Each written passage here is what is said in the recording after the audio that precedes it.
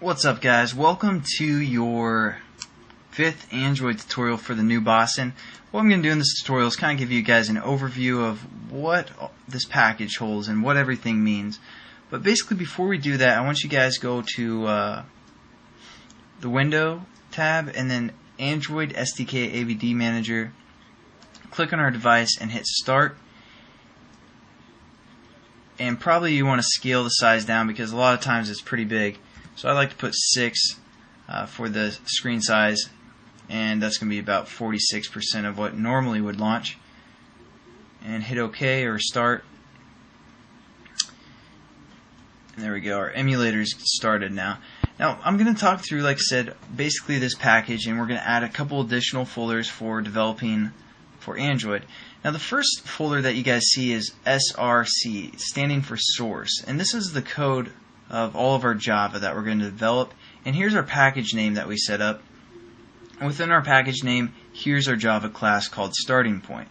Now we can add additional Java classes within here, or activities that we're going to use. So that, just think of the source as where we're going to keep all of our Java. Anytime we're working with the source, it's going to be Java. Now the Gen folder, again, you see our package name within there, and within there we have a Java, again, a code called R. And this is basically our resources. We aren't going to do anything with this ever because basically it generates itself automatically. If you open that up, it kind of shows some resources that set up. It's kind of a reference point, and it's nice that Android will basically generate that for us. So make sure you never mess around with that one. And then the Android 2.2, this is where all the magic is. This is where the power is for the most part. This is our platform. Again, you guys can see the jar. There's an Android jar in there, and basically this holds a ton of different packages. A ton of different packages. And within those packages, they have classes, and within those classes, they have methods. So we can use some methods from this package, these packages as well. So that's a ton of power. As you can see, there's a ton of different packages. I know I said a ton like a ton of times, but yeah, there's a lot in there. Basically just like our package, except they have a lot more classes and a lot more methods within those classes than what we have set up. So basically that's where the Android SDK comes in handy, and we need it because of all the methods. The assets folder we'll get into later within the series. Basically, you can keep some resources in there and use the assets decoder for the most part and get those resources. But mainly what we're going to do, or at least start out with, for when we're using resources like images and layouts and all that good stuff, we're going to do that within our resource folder right here. And as you can see, there's 3 drawables. This is where we're going to save some of our images, and this is where we're going to, pretty much just our images. As you can see, there's 3 different folders. You're probably wondering, why are there 3 different folders? Well, Android phones, some have a pretty good density or pretty good resolution to them, some don't. So basically what you can do is, if you have an image that you're going to use for a game or an app, basically you can save a high resolution or a high density image within this high density pixel, for the most part, folder, and then you can have that same image, the same name, but of a lower resolution that you guys have set up within like the low resolution drawable, and also that stands for medium.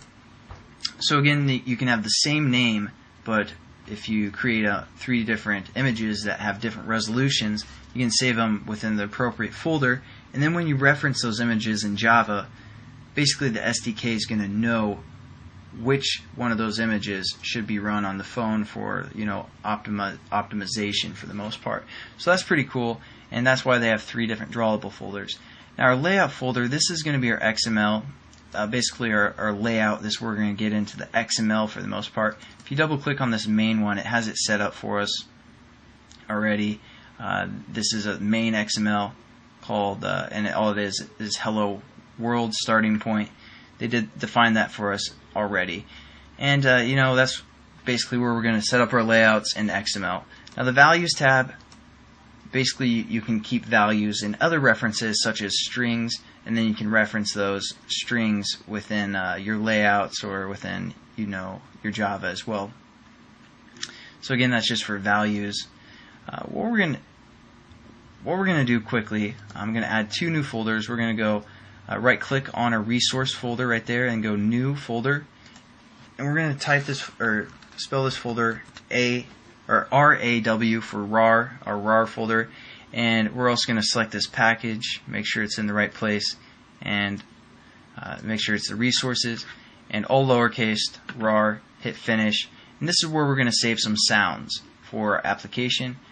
So that's going to be useful. We're also going to create one new folder, and we're going to call this one layout -land.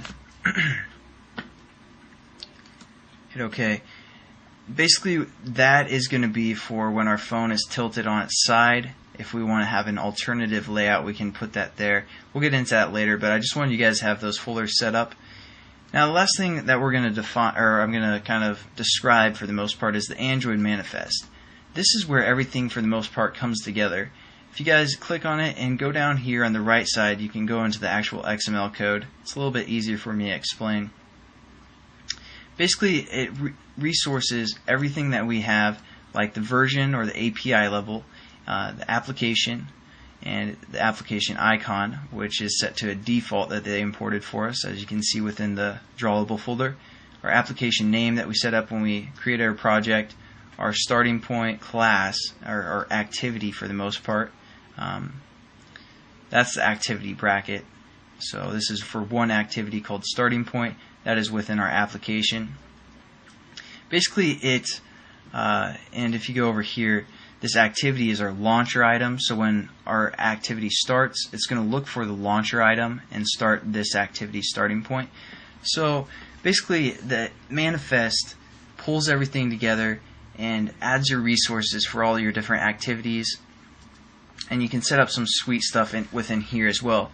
Now, if your application needs to access the internet, or you want to pull some data from a text message that someone gets, and then you post it on their Facebook wall without them knowing. Basically, you're going to use permissions. You need to get permissions, like I want to use the permission of the internet.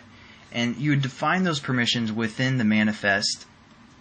And then when someone downloads your application off the marketplace, they're going to see which permissions your app needs, such as, oh, it needs the internet, oh, it needs a receiver of some sort, oh, it needs to access my camera. What is this application doing? Basically, they're going to see that, and then if they want to download it, they can, but that's basically the only place that they're going to see what permissions we're going to use. We're going to do that within the XML, or within the manifest. So basically, that's kind of an overview. Only other thing I want you guys to do real quick is just right click on your whole package, go to run as Android application, and that's going to load up on our emulator. Again, what's going to happen, I'm just going to briefly talk through everything that's happening.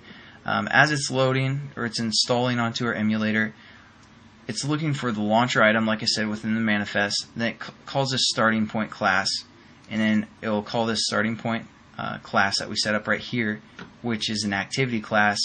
And within the activity, it sets the content view to r.layout.main. I know this is a quick overview, but r.layout.main, which R stands for our resource folder, then our layout folder, and then our main XML again, which looks like this. So it's going to set the content view to that. And that's basically kind of a quick overview of how the activity works for the most part, and I'll catch you guys in the next tutorial.